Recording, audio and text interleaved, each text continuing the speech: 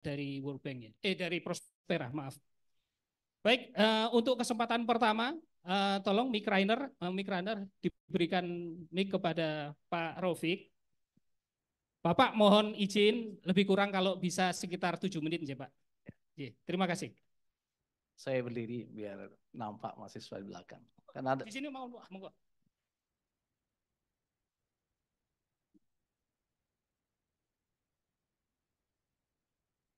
Bismillahirrahmanirrahim. Assalamualaikum warahmatullahi wabarakatuh. Alhamdulillah, salatu wassalamu ala rasulillah, nabiyina wa maulana Muhammadin amma ba'du. Karena dari Jawa Tengah harus biasa gitu Pak Ucek. Ya.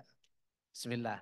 Jadi kalau kita lihat pembahasan tadi tentang BPN, itu lebih banyak timbangannya ke pajak.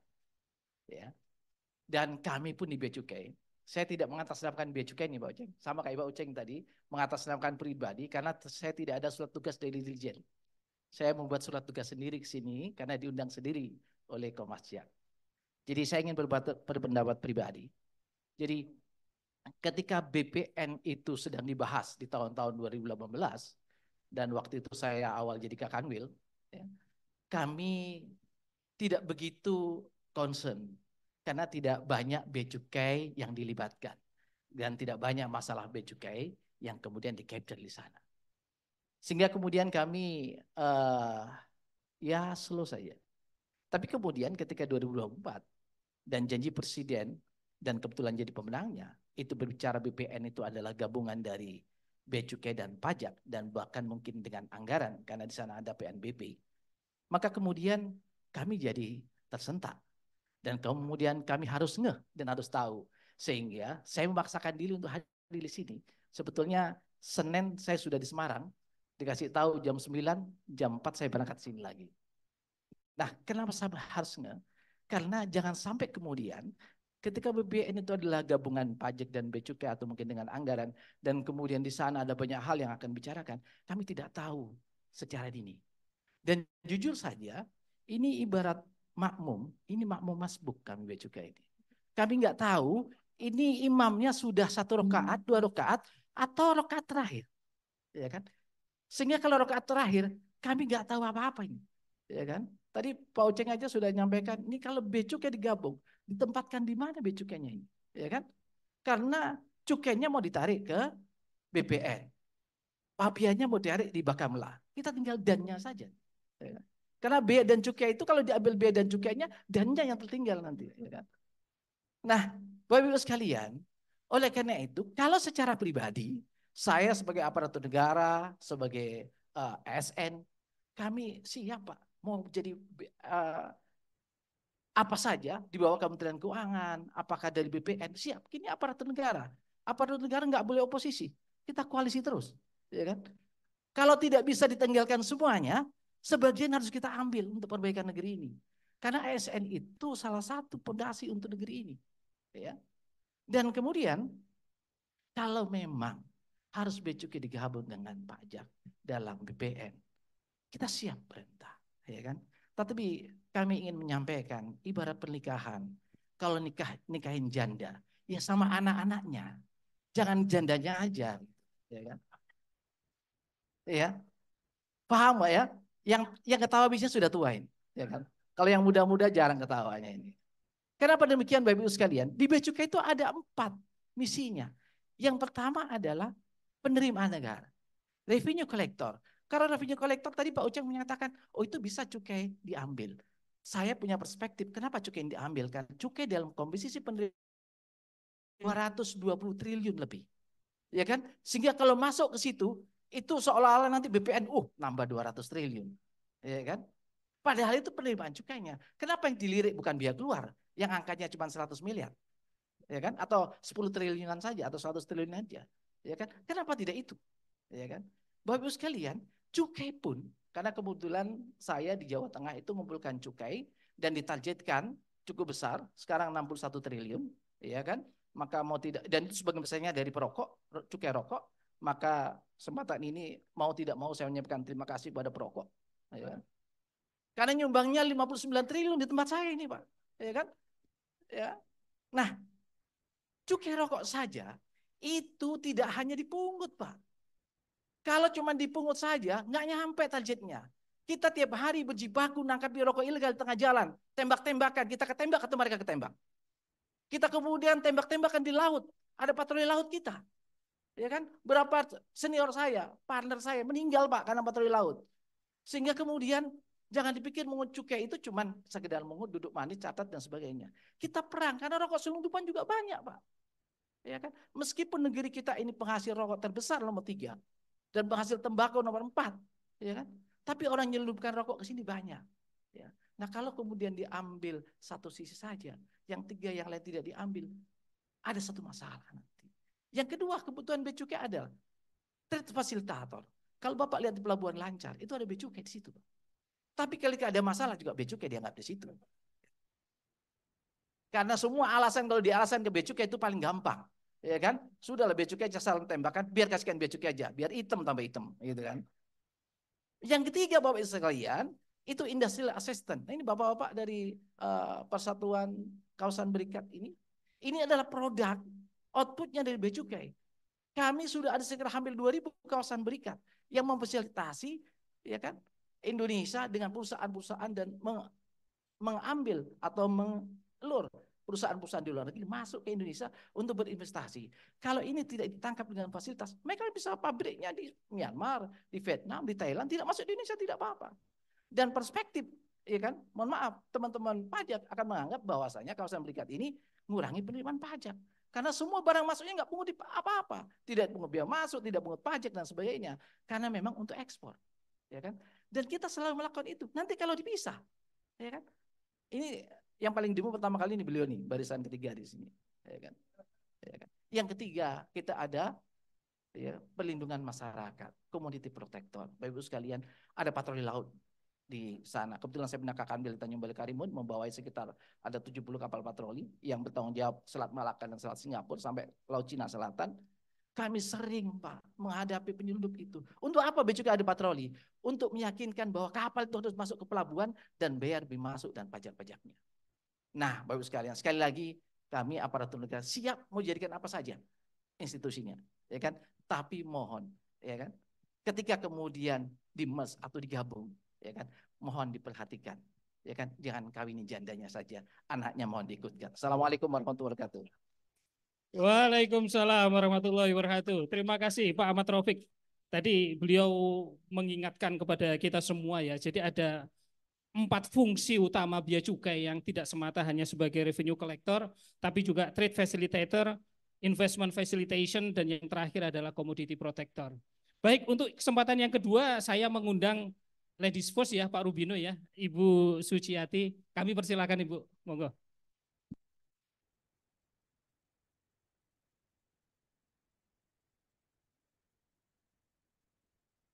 Terima kasih. Assalamualaikum warahmatullahi wabarakatuh.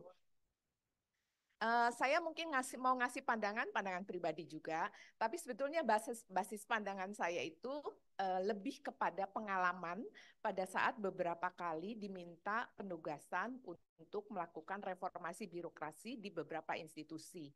Jadi bukan hanya, makanya tadi saya senang juga ya, karena ngelihat teman-teman itu cerita soal bea cukai, pajak, Bakamla.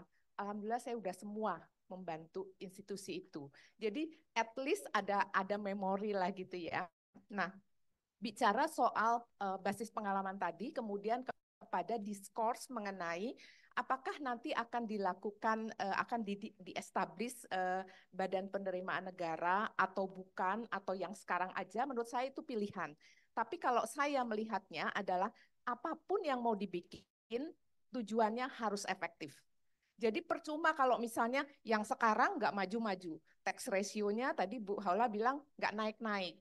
Bapak juga bilang begitu. Kemudian secara tujuan tadi Pak Amin bilang apakah bisa memberikan benefit atau fakir miskin dan anak-anak terlantar dilindungi oleh negara itu bisa terlaksana apa enggak?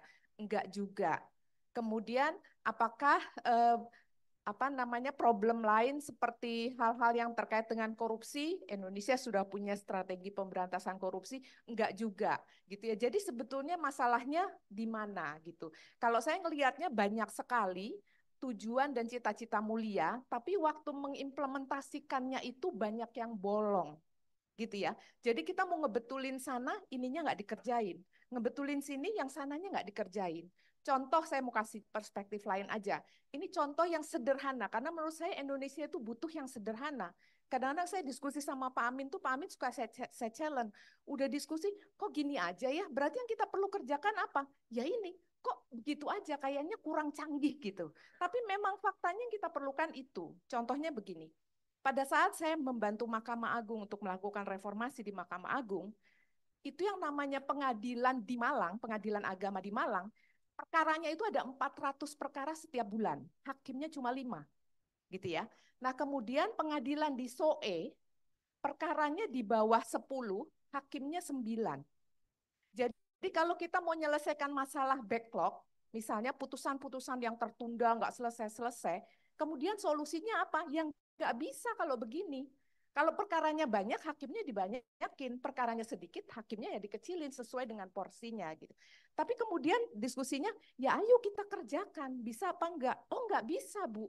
Kenapa nggak bisa? Karena begini, hakim itu permintaan tidak otonomi gitu. Jadi pada saat kita melakukan eksekusi rekrutmen pegawai itu, dia tidak punya otonomi untuk bisa merekrut. Nggak seperti di swasta. Kalau di swasta kan kecepatan keputusannya cepat ya. Jadi kita butuh apa nih? Oh butuh misalnya digital marketing. Ya sudah hire orang yang ahli digital marketing. Bisa cepat. Gajinya disediain nggak? Disediain. Jadi kalau di kita tuh nah nanti bicara ujungnya terkait dengan reformasi birokrasi. Jadi hal-hal seperti itu tuh membuat kita tuh menurut saya rumit, tapi untuk hal-hal yang menurut saya sepele, gitu ya. Nah kemudian pada saat membantu Bakamla contoh lain, kita diskusi sampai akhirnya saya mengusulkan ada hakim terbang, gitu ya. Kenapa? Remeh-temeh urusannya. Kapal penangkapan ikan ilegal tertangkap di sebelah utaranya Tahuna, 6 jam dari Tahuna. Oh, kapalnya harus digelandang ke Pengadilan Perikanan Bitung. Ya sudah, ayo kita gelandang. Oh, nggak bisa, Bu. Jadi banyak banget nggak bisanya. Nggak bisanya kenapa? Karena kapalnya baru sampai Tahuna udah berhenti. Ya udah kalau gitu kita tarik lagi ke Bitung. Oh, nggak bisa, Bu. Kenapa? Kapalnya kehabisan BBM. Kalau kehabisan BBM, ya kita beli BBM. Oh, nggak bisa, Bu. Karena biaya operasional nggak mencukupi dan tidak ada anggarannya untuk itu. Jadi rumit sekali. Jadi maksud saya, kalaupun nanti mau dibangun BPN atau tadi SARA gitu ya, menurut saya yang harus kita ingat adalah efektif. Efektifnya itu komponennya apa saja? Tentunya tadi menjawab problem ya. Apakah itu memperkecil kebocoran? Apakah itu kemudian memberikan benefit yang banyak terhadap publik? Tadi bapak-bapak pembicara juga sudah pada cerita soal kesetaraan gitu ya. Karena saya sebagai wajib pajak sampai hari ini juga lumayan senang karena ada perbaikan, tapi masih banyak hal sederhana yang menurut saya tuh harus diselesaikan. Contohnya di SPT kemarin 2003, kenapa kami harus mencontreng tidak kawin? Padahal kami kawin. Kenapa? Karena kalau dicontreng yang lain, itu saya lebih bayar. Jadi dipaksa untuk nyontreng tidak kawin supaya kurang bayar. Gitu. Tapi kan ini diskusi yang menurut saya ini harus diselesaikan karena kami wajib pajak, ada teman-teman yang ahli juga di sini gitu ya, sebagai wajib pajak jadi merasa tidak ada kepastian, Pak. Gitu. Tahun lalu kami nyontreng K1.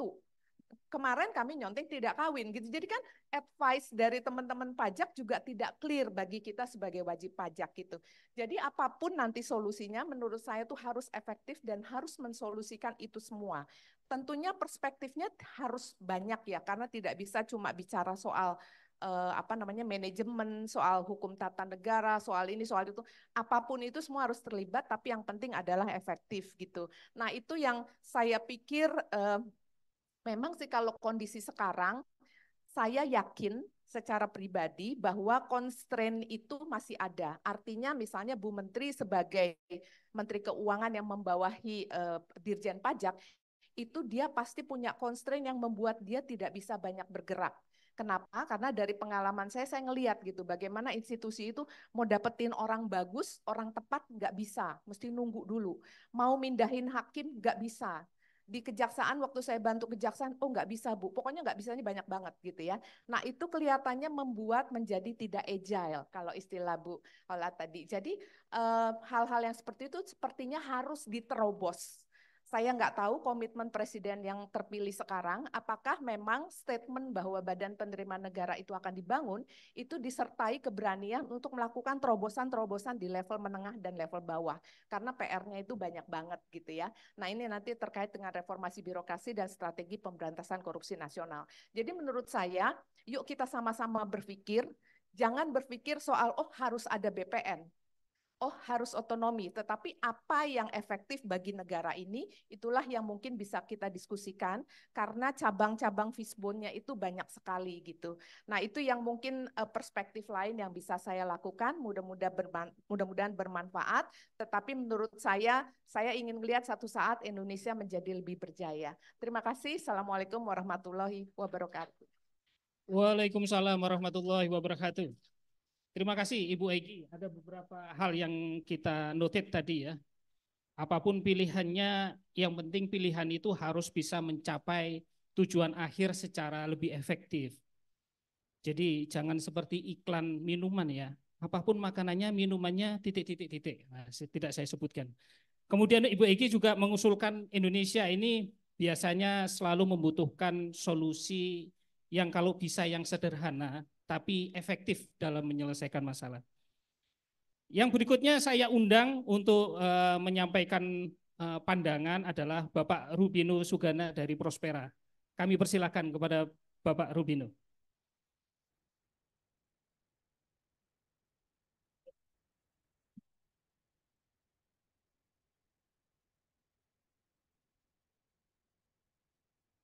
Assalamualaikum warahmatullahi wabarakatuh. Pertama-tama saya ingin ucapkan terima kasih ini Kompasjak maupun VIA. Ini sepertinya diskusi yang pertama ya, topik ini sejak pemilu terakhir. Jadi sebelumnya juga banyak pertanyaan, diskusi dari berbagai pihak, tapi nggak ada yang terbuka seperti ini. Padahal waktunya kayaknya udah makin mepet. Gitu. Jadi mungkin saya terima kasih sekali, terima kasih diundang untuk ikut mendengarkan dan berdiskusi. Jadi ada beberapa catatan tadi Pak Amin menyampaikan problemnya apa, solusinya bagaimana. Kemudian juga teman-teman pembicara tadi ada yang dari sisi urgensi, kemudian ada dari apakah ini kepentingan politik maupun apa kepentingan publik, kemudian hak-hak wajib pajak. Nah itu seperti apa? Nah, goalnya kalau kita lihat tadi dari paparan, memang ingin tax ratio kita meningkat. Walaupun saya pikir kalau 23% itu mungkin hampir 2 kali lipat dari apa yang kita bayar sekarang. Jadi nanti bayangkan kalau kita semua bayar pajaknya harus 2 kali lipat dari sekarang, on average dari sekarang. Nah, kemudian kita lihat juga tadi dari paparan, kinerja perpajakan kita tuh seperti apa sih? Sebelumnya ada statistik tadi kita pernah mencapai hampir 14% di situ. Itu pajak saja, belum ditambah tadi ada tapera dan lain-lain. Gitu. Tapi kemudian tax rasionya menurun. Nah, padahal pada saat yang bersamaan itu banyak sekali perbaikan-perbaikan yang dilakukan oleh Direktorat Jenderal Pajak maupun Bea Cukai tentunya. Nah, tapi kenapa kok jadi baik dari sisi IT walaupun Cortex sekarang belum selesai, tapi selama 10 tahun terakhir ini baik organisasi, baik sistem, itu juga banyak perbaikan dilakukan oleh Kementerian Keuangan. Tapi kenapa tax ratio turun? Nah, kalau tadi pertanyaannya problem itu solusinya apa, kemudian urgensinya di mana? Kalau menurut saya, ini banyak gap yang terjadi selama beberapa tahun terakhir, adalah dari kebijakan. Jadi banyak perubahan-perubahan kebijakan yang cenderung tax ratio menurun. Seperti batasan, threshold, dinaikkan gitu. Misalnya batasan threshold yang 4,8 miliar untuk UKM misalnya. Itu kita tertinggi di dunia, mungkin kedua kalau secara statutory gitu. Kemudian dari income tax dan seterusnya. Penurunan tarif pajak. UKM itu juga yang tadinya 1% jadi 0,5%. Padahal kalau di pajak daerah, hotel restoran tuh bayarnya 10%. Gitu kan. Ini yang bukan hotel restoran 0,5%. Jadi banyak distorsi-distorsi yang ada di dalam si konstruksi. Itu kita dikenakan pajak final. Kemudian share konstruksi terhadap PDB itu meningkat menjadi di atas 10%. Itu kita tertinggi di dunia. Nah itu juga jadi pertanyaan, apakah betul share konstruksi di PDB kita lebih dari itu bukan karena perpajakan, perlakuan khusus perpajakan. Nah, jadi kalau tadi solusi saya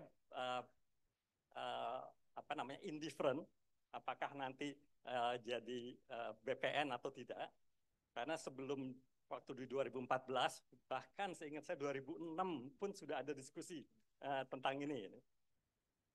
Nah, cuma situasinya mungkin berbeda. Apa yang dulu tidak bisa dilakukan, mungkin sekarang sudah tidak seproblematik itu. Nah, jadi yang penting kayaknya diskusi-diskusi ini mungkin harus lebih intensif mengingat waktu makin mepet gitu. Tapi juga bahwa solusi BPN ini mungkin bukan satu-satunya. Yang mungkin perlu dipertimbangkan juga dalam diskusi berikutnya mungkin Bu Haula atau Pak Amin soal kebijakan ini. Pilihan-pilihannya nggak ada yang populer nih ke depan. Nah itu bagaimana komunikasi publiknya? Contohnya misalnya, apakah institusi pendidikan ini harus dibebaskan PPN? Contohnya gitu. Nah, itu mungkin diskusi-diskusi yang menarik. Apakah kesehatan harus dibebaskan PPN? Padahal yang menikmati kesehatan itu siapa gitu. Nah itu mungkin di lain waktu ada diskusi-diskusi mengenai kebijakan.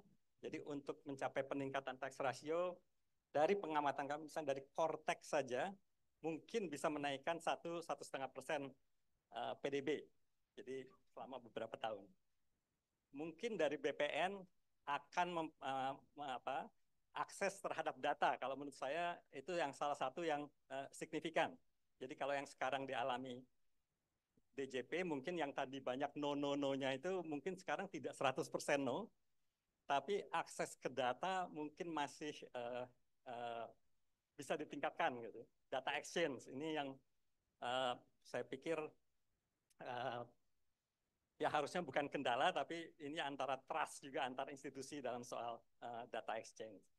Nah, yang paling banyak mungkin bisa nendang penerimaan ini, kalau misalnya banyak reformasi kebijakan, yang sayangnya pilihan-pilihannya dalam posisi ini nih banyak yang nggak populer. Jadi nanti komunikasi publik dan seterusnya perlu dialog yang lebih intensif mungkin. Mungkin pendapat saya di situ. Terima kasih banyak.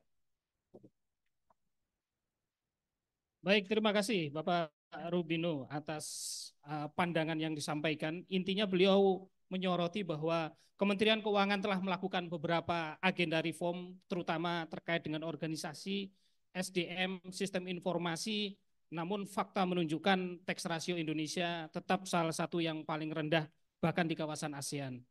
Beliau menyoroti mungkin ke depan salah satu yang perlu dipertimbangkan adalah mencoba untuk refocusing terkait pembenahan khususnya di aspek kebijakan ataupun regulasi.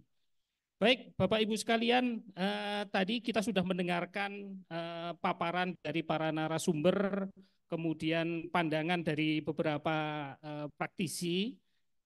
Nah, ini saya ingin memberikan kesempatan untuk diskusi ataupun memberikan pandangan. Nah, kita mungkin bebas saja ya Bapak Ibu sekalian. Tapi kalau memang boleh, kita berikan kesempatan dulu kepada akademisi, sivitas akademisi dari UI, atau mungkin dari Komite Pengawas Perpajakan. Saya persilakan. Kira-kira dari siapa dulu? Dari komite, apakah ada yang mau menyampaikan? Atau dari UI sepertinya hanya Prof. Haula ini, Prof. Oh, Prof. Haula juga mau. Ya, boleh. Baik.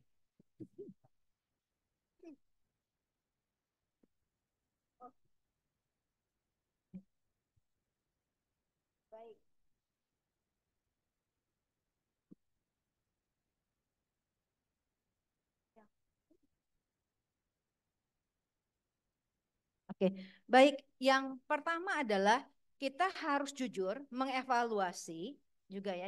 Dan ini belum ada yang membahas. Bagaimana span of control, tadi sedikit sebetulnya tadi ada juga dibahas ya. Kementerian Keuangan saat ini. Ada berapa direktorat, ada berapa sahli. Apakah kemudian tadi membuat sistem ini menjadi, baik itu yang saya katakan tadi, kalau kita bicara sistem thinking gitu ya, maka harusnya bisa tadi mengevaluasi gitu ya. Ya, dan kalau tadi saya sebutkan, kenapa pas 3A gitu ya, itu menunjukkan itu tuh penting. Jadi kalau kementerian lain tadi bisa dibentuk, nah apalagi ini satu hal yang tadi menjadi darahnya negara, menjadi penentu kehadiran negara. Nah ketika tadi masih di bawah Kementerian Keuangan, banyak ketidakleluasaan yang terjadi. Bahkan gitu ya, kewenangan Komwas pun itu bisa dipangkas. Waktu eranya saya masih bisa itu melakukan, tadi Pak Darus menyebutkan, gimana dengan hak-haknya wajib pajak? Pak, ada hak wajib pajak yang nggak bisa dia peroleh di pengadilan pajak. Karena itulah dulu ada yang namanya mediasi. Saya ingat kami pernah memediasi itu, ya, termasuk memediasi sesuatu yang sebetulnya nggak ada tadi ketentuannya. Akhirnya dimediasi dan kemudian ada tadi solusinya. Bahkan sebetulnya waktu itu kita sudah advance, saya ingat teman-teman di Komwas masih ingat, kita sudah bikin domestic alternative dispute resolution. Bagaimana Komwas itu jadi seperti bisa juga ombudsman-nya gitu. Karena ada tadi mediasi, tapi kemudian kewenangan itu dipangkas. Pertanyaannya lalu bagaimana setelah dipangkas ini ya wajib pajak itu bisa mendapatkan hak-haknya. Jadi itu menunjukkan begitu tadi kalau misalnya bilang nanti BPN itu super power. Loh, bukannya sekarang Kementerian Keuangan itu malah very super body. Ya kan? Tadi bahkan yang tadi. Yang kedua, ya, kita lihat ketika ya dari judicial review yaitu yang akhirnya tuh ya diputuskan bahwa pengadilan pajak itu tidak lagi di bawah Kementerian Keuangan, tapi harus ya di Mahkamah Agung. Nah, itu sudah menunjukkan bahwa memang menunjukkan pajak itu harusnya tadi itu tersendiri. Jangan mengecilkan peran pajak karena dia menentukan tadi kesejahteraan rakyat pada akhirnya. Ya. Nah, kemudian tadi kalau ada kekhawatiran, oh nanti super body enggak usah khawatir Pak Darus atau yang lain, nanti tuh akan ada dewan pengawas. Jadi di struktur yang sedang dibuat ini, nanti ada dewan pengawas. Dan posisi dewan pengawas itu bukan di bawah kepala badan, bukan. Tapi dia sejajar gitu yang ini. Sehingga tadi benar-benar dia bisa benar-benar mengawasi. Nah, kemudian kekhawatiran lain, misalkan tadi Pak juga tinggalkan, kebijakan Pak itu juga tadi paralel sebetulnya yang sedang disiapkan. Antara tadi kelembagaan, termasuk tadi berkaitan dengan kebijakan dan yang kami siapkan itu adalah tadi bagaimana wajib pajak itu kami menyebutnya nanti pembayar pajak itu justru mendapatkan kepastian ya tadi Bu bisa efektif Bu karena nanti ada beberapa proses bisnis yang dipotong termasuk misalnya ya soal keberatan nanti itu cukup QA di situ ya dan Pak Bea Cukai yang akan ditinggal Pak, justru nanti tuh pembayar pajak itu akan lebih nyaman dalam arti pemeriksaan tuh nggak akan gini nanti DJP periksa, DJBC meriksa. Nanti kalau yang di sumber daya alam gitu, misalnya itu BPKP juga periksa. Nanti itu tidak, karena desainnya pemeriksaan itu jadi semacam kayak tim gabungan seperti itu. Sekali diperiksa selesai, gitu. Dan semua ada nanti basisnya itu data. Jadi sebetulnya sudah banyak yang tadi disiapkan untuk perbaikan yang lebih baik. Jadi bukan sekedar isunya adalah bahwa oke ini nanti itu BPN dan sebagainya gitu. Bukan sekedar itu tapi juga semua disiapkan. Karena memang tidak cukup kalau hanya sekedar mengubah menjadi badan. Ya. Dan tentu saja yang perlu kita lakukan sekarang adalah seperti tadi Ibu katakan, yuk sama-sama kita memberikan sumbangsi ya daripada memperdebatkan nanti mau ini gimana. Coba kita kasih solusinya. Kira-kira yang bagaimana supaya tadi bisa efisien dan efektif. Yang pasti lembaga ini tadi haruslah menjadi lembaga yang bisa menjadi instrumen dari negara untuk apa? Untuk mensejahterakan rakyatnya. Seperti yang belief kami yang kami ajarkan di sini bahwa pajak itu adalah instrumen demokrasi. Dari rakyat harus juga untuk rakyat. Nah, karena itulah tadi sekali lagi bahwa memang nanti makanya kamu menyebutnya adalah transformasi. Transformasi itu berarti memang tadi menyeluruh ya, harus komprehensif, holistik dan imparsial.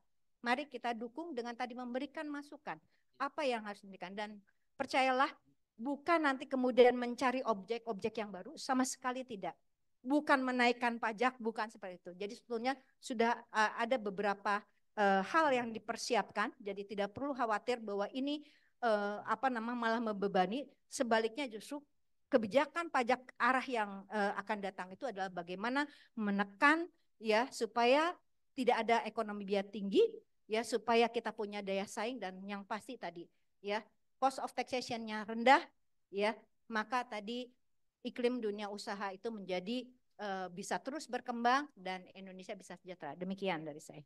Baik, terima kasih Prof. Haula. Prof. Haula tadi menyampaikan tanggapan ya terkait dengan beberapa materi paparan termasuk pandangan dari para narasumber maupun pihak ahli.